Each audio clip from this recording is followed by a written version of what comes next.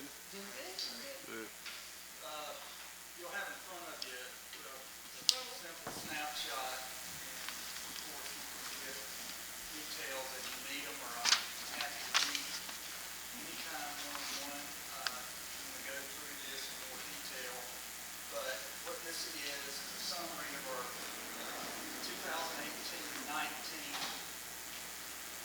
general fund budget based on what we know at this time. And the revenue numbers on the budget, they are coming from the first calc FEFP report that the Department of Education has sent out. So just keep in mind that as we have the other calculations come along, those numbers aren't finite. But and I will say that the expenditure amounts that are listed on the budget are based on our best estimate of where we're going to stand through the end of this fiscal year. And also, I just with a caveat there, we're a week into July, and so there's going to be adjustments made to the June 30 financials. But we did want to get something in front of everyone so we can start, chewing on it and get the tentative budget out and advertised accordingly.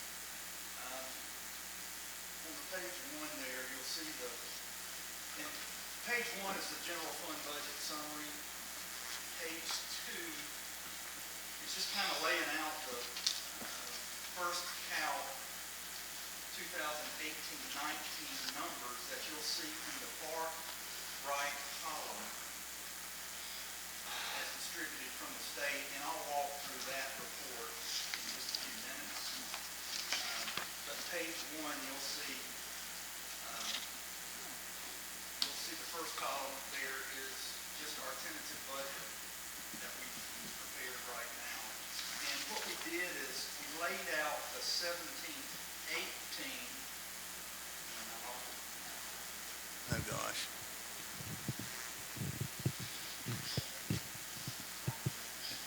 Jake.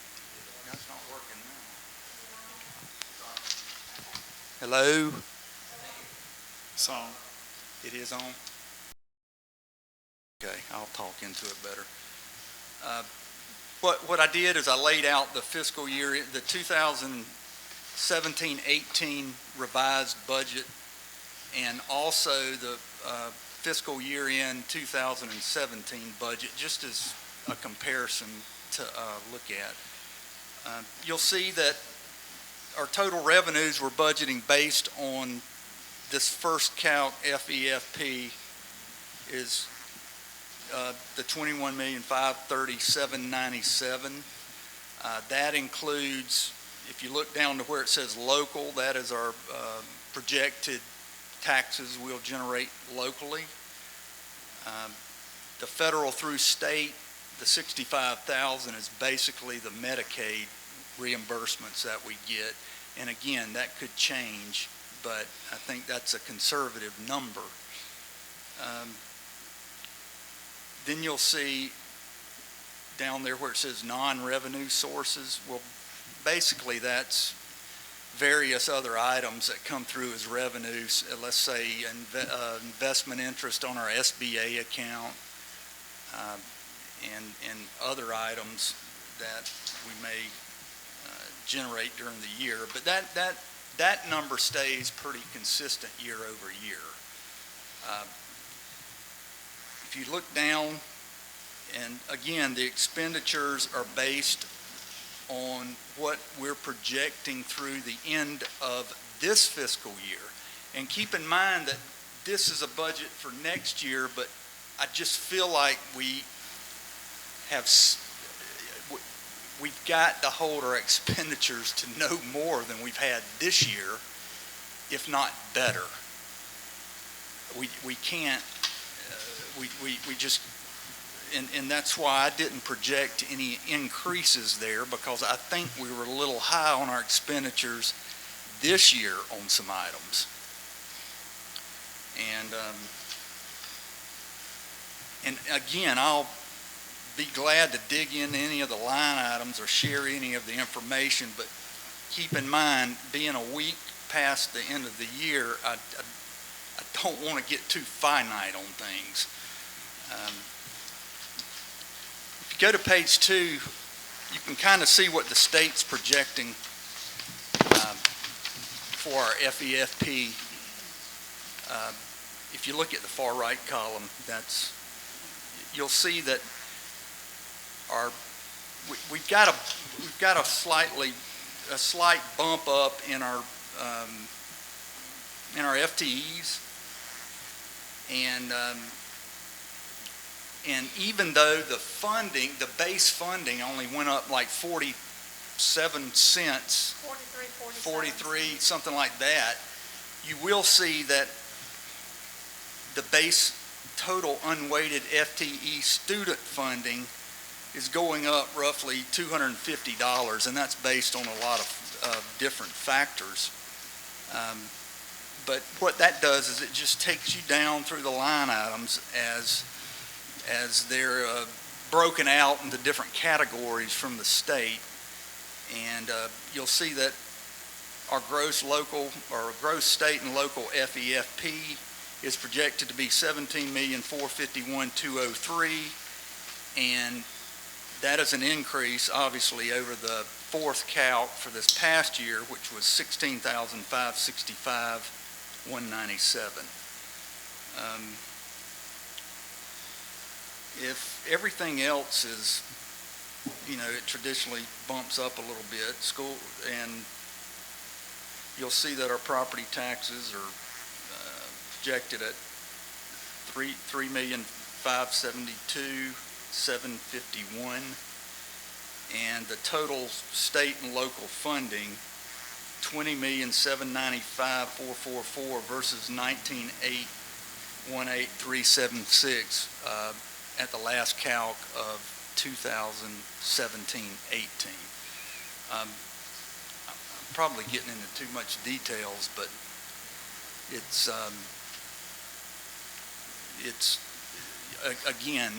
early in the game, but we want to start chewing on these line items and hopefully identify expenditure cuts that we can make going forward.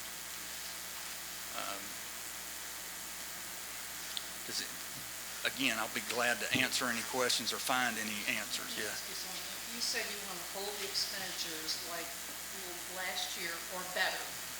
Is there an area that we fell short in last year that we could do better this year, or that we should be careful with this year? Yes, there is, and our salaries and comp through the final month of June was up substantially, and it was up over what I had projected.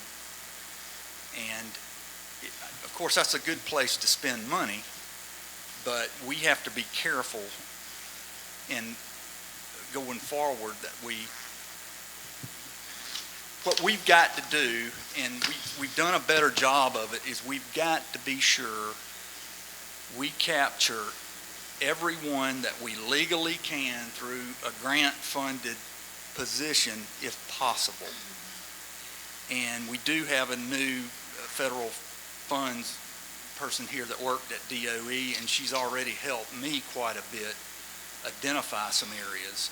And those expenditures that I've used that are based on 17 and 18, I'm confident that we can go back and identify some that should have been captured under some grants before the grant closeout periods. And there's nothing wrong with that. It's been a chore with the employee funding based on the transition of payroll systems, and so I'm hopefully we can identify some of those. And we're over budget on our general fund compensation, benefits, and related items on the general fund, but on the grant side, we're under budget. And so that tells me that, there's positions out there that maybe can be reallocated or we missed. And, but the important thing is correcting those, or, making any adjustments we can at the year end, and having that process nailed down going forward, to keep our general fund balance up. And, but yes, there's areas, Ms. Gibson, that we're over budget on. There's areas we're under budget on, and I've got it broken out, and we're gonna scrub, and we can't, we want to be sure we monitor and identify the areas that can be reduced. Well, I knew that you knew it. I just was wondering. No, it's, let me tell you, there's a lot of, we got 3,000 accounts between all the funds or plus, so there's a lot of, it's a lot of digging, and, but we've got our processes. Again, I can't keep blaming, I'm not blaming anything. We're not in bad shape by any means, but it's been a, analyzing stuff, and it's been a chore with the software transition, but it's going to be better, and it is better now. So, hopefully we'll keep improving. I'm just curious, on food services under expenses, last year was 1722. The year before had been 22,158, but this year it's lower than that. It's 13,730. But is that 1722 correct? That is the budgeted amount from last year, and it may not be what the final audited numbers were. I didn't want to lay out budgeted numbers to prior year audited numbers. And so, and Ms. Williamson, I can find out what, most of our food service goes through their own fund, but there's some stuff that falls out in there, and I can look into that. Because remember, all our schools have had a Title I schools free or reduced lunch. Free lunch, not reduced, free lunch. So our food has been taken care of by the federal government. And transportation's got a good little savings, is that? Well, because we got the new buses? No, please keep in mind that there could be some adjustments fall into here. I'm hesitant to. I'm showing you what we've got in the system, the best I've scrubbed to this far. But closing out everything on an entity this size, it's going to be, there's going to be more adjustments. So. And I think our Mr. Copeland heard it and Mr. Alford heard it. Our payroll is more or less a nightmare. The auditor told us as long as she's been auditing and coming to Madison, which I think she said was over 20 years, the payroll, there's always been issues. So we need, and I've talked to Mr. Copeland, we need to move to position numbers. And right now we're tracking by who held the position last. And that's not the way we should be doing business. We need to tie a position number to it so that, 8-digit number, whatever scheme we come up with, but so that, there's allocated so many position numbers, but then that person is assigned a number, but then everything follows through with that number. And I think that's hopefully where we can fix some of these issues. It's improved vastly, and but the payroll, Yeah, There's a lot of eyes on our payroll. I've spent more time in payroll this past year than I have in 23 years on outside, but it's all good. These changes are going to help us going forward. We just have to get through the heartburn, and Do you think by Christmas it should be better? I mean, Mr. Offer, it's already much better. And the simple fact is, when you have 350 employees, and I know this it's isn't a the right big answer, quantity. there's going to be something Problems. goofy. But we have seen a vast reduction in that. Because keep in mind that we didn't have a line in the sand drawn at the beginning of the year. We migrated payroll October 1, and we didn't have an option there. So if I could have done it different, I'd have done it at the beginning of the fiscal year and planned it a little better. But again, that's water under the bridge, and we're smart enough to get it like it needs to be. I just want to be sure we don't miss opportunities to fund people with the grants instead of the general fund. I appreciate you doing that, because there was a certain percent, I think in the 70s, that our salary should be of our total budget. You're right. Like the low 70s. So the closer we could be to that, the better we are. So I appreciate you doing that.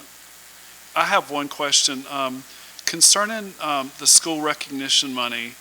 I know that we had some schools that demonstrated improvements in letter grades this year. Will those schools be eligible We for? have 5 schools that will receive school recognition money. And so when that money, and they'll adjust that figure for all 5 of the schools now that grades have been released. Then the fun will begin with them deciding how they're going to Yes. disperse it.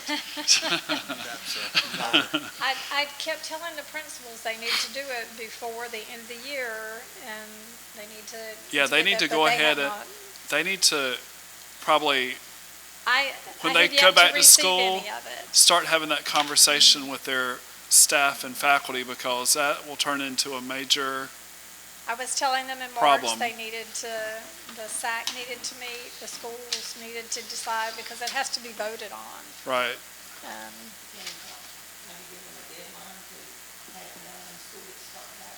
Oh, yes, it will, yes. I had told them, actually, the start of school, by the end of school, you need to be thinking, because you are physically touching that child this year. And I reminded them again in March, please go ahead and get this done. I have yet to receive any. Because inevitably there will be conflict over it. I mean, it has in the past. I don't know why this year would be any different. We've had to work through some items there that if everyone will document their agreement accordingly, it helps us from having to make assumptions. So we've had some principals assigned, and they have really no say-so in that school recognition money. It's those other people, and that other problem was when that principal said what was what, and what folk would get. So they understand now. They have to do better. I'm just glad they're getting it, and that'll be a nice Christmas bonus for them. I mean, Well, they receive those monies in February. They won't get it until February of next year. It's January, February when I believe that, and then the Bright Futures, I believe it's 800 if they're effective and 1,200 if they're highly effective from the state. That'll come about the same time, and we have to report that in November. So all effective teachers will receive that, and then highly effective. So we have to turn that in, submit all the names, they send the money back to us, and that's about January, February, that we'll pay that out to. So they'll be getting nice little bonuses. So, and then 5 of the 7 schools will receive the school improvement for improving a letter grade or maintaining. that's good. So,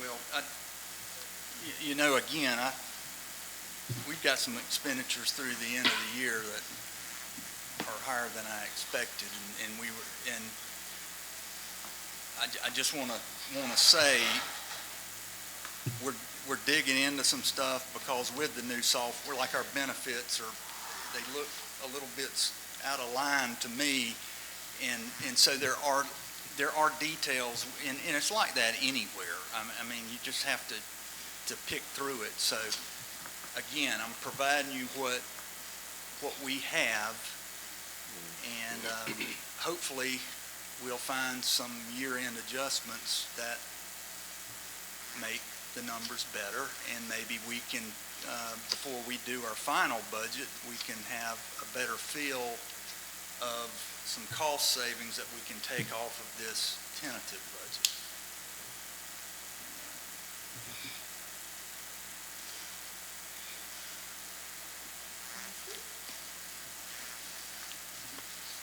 And please, again, we can stop if something's chewing at you, or you see a line item or something you want more detail on. I might not be able to tell you right then, but we can stop and get it for you, or meet with you, or lay it out. So Dr. Pickles and I have to do that on a few of them. So any of y'all that, I know it's not the most fun stuff in the world, but you just reach out if I can find an answer. What I'm worried about now are those buses. So Yes, ma'am. that's my big concern. Mm-hmm. When should they be in by? It's supposed to be in by the end of July, and so I'm staying on top of them. They're just putting the GPSs and the cameras in, but I need to check back with Pete Fenderson and kind of continue pushing him. I told him I was going to lose my job if they weren't here by July, so he stepped up.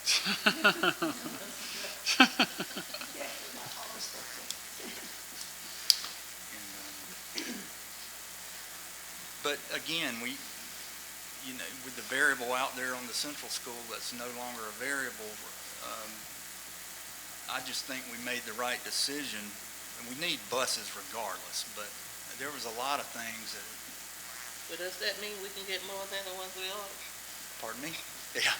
Well, give us let us look at dribbling some in over the years instead of these big... I mean, with the money, because we were thinking that a big portion of the central money was going to have to go for the central school for that outsourcing, whatever that company was.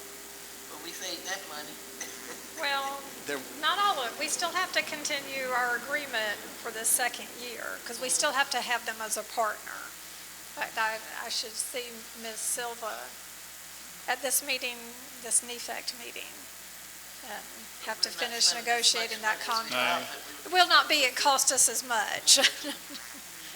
So. I know we discussed the chiller things, rotating them like we do buses. How's that going with the central school today? Actually, Mr. Gann and I met with Snyder Electric this morning to hear they kind of handle oversight of operations and of facilities, and they only do it if they can show you a cost savings to it. So I'm getting back to your question, but the chillers and the air conditioners came up specifically with them because they had been through that process. So I need to get with Mr. Gann, and we've dropped a few in, and we just got to get our hands wrapped around the year end, see where we stand, but yes, with everything, if we can get on a plan so we don't have to have big lump sum purchases, it's going to help. But you know what, we have to have the money regardless, and if we don't, we're going to have to make do. If you'll recall, we had a company that we contracted with when Ms. Clara was our little energy auditor, Right. and she would go around. Snyder Electric is a similar company. So. When they did, I assume that it would save them money. I think it paid for her salary plus some, if I remember being the board and they delivered a check right as we were finishing, I think, as I was elected to the board. I remember them bringing this big check for the savings, and it was around 50-some thousand, if I recall then. So. That was the next energy period. And she'd go around and turn everything off. So, but yeah, we have to. And even just unplugging your little space heaters and things like that. We've also spoken with and we're going to we'll arrange for a workshop with a group that does work with solar energy and buybacks and things like that. And it never hurts to listen to people, and especially if they have references that are positive at other organizations or districts. It's just so we're looking for ways to cut cost, not just salaries. And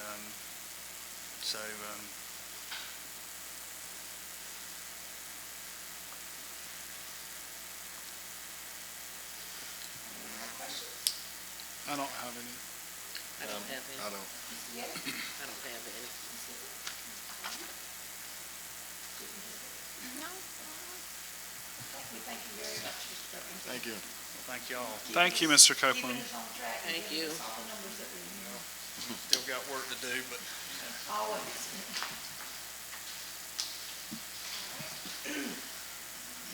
Are there any superintendent items? No, I'm traveling all week. I have 3 meetings. Board member items, Mr. Alford, No, ma'am. Ms. Hagan, No, ma'am. Mr. Daniels, No, ma'am. Ms. Gibson, and I have none, and our attorney could not be with us tonight since we scheduled our meeting on a night that he had previous engagement. If that's all, I guess we're adjourned. I will they can go ahead and start late. I will tell you one thing, you're going to start seeing some signs, yards of homes. We have purchased signs for all of our students that have scored a 5 on their FSA or their EOC. We will get with the principals and start delivering those as high 5. I know, because Mary told me, she said, wait till I graduate.